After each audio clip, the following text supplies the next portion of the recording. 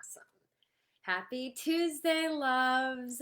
So, another Facebook Live for the month of June. If this is the first time you're checking out my live video, thanks for checking it out. My name is Dani LeBerry. I'm a licensed psychotherapist and a happiness transformation coach. I typically work with people who are feeling unhappy, unfulfilled, overwhelmed, stressed out, anxious. Anyway, June is Men's Health Month. So each week for this month, actually I've done three so far. No, I'm sorry. We have 3 total for this month. This is the second one, getting all tripped up on my words here. This is the second one for the month. And tonight is common men's issues that might be helpful to discuss with a therapist. So tonight we're going to be going over 3 common men's issues that might be good to just process with someone else. So the first one is anger and irritability. Now, if we think about some men, now, by the way, as you're watching this tonight, I want you to keep in mind that these issues I'm bringing up, this is not everyone, okay? These are just some to most people.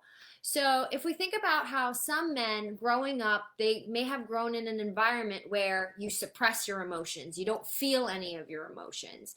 So in those kinds of environments, things like, or emotions like feeling hurt or sad, rather than expressing those emotions, instead expressing anger or frustration, lashing out.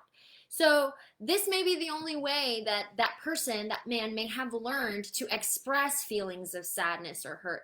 So going through psychotherapy can help you or support you in learning effective ways of communicating hurt and communicating sadness. Learning this can repair and even strengthen relationships. All right, so another common issue, intimacy and affection.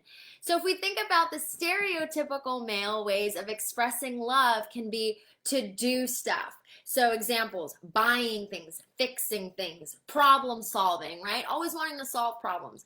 Partners may experience emotional distance instead because they may want someone to listen without problem solving.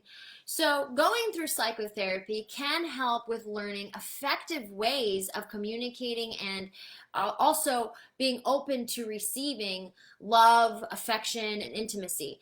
One thing I'll just say as a side note is it's really cool to learn your love language. There are 5 love languages, and it's really fascinating to learn what your partner's is and what yours is, and it helps with building a foundation to communicate love and intimacy.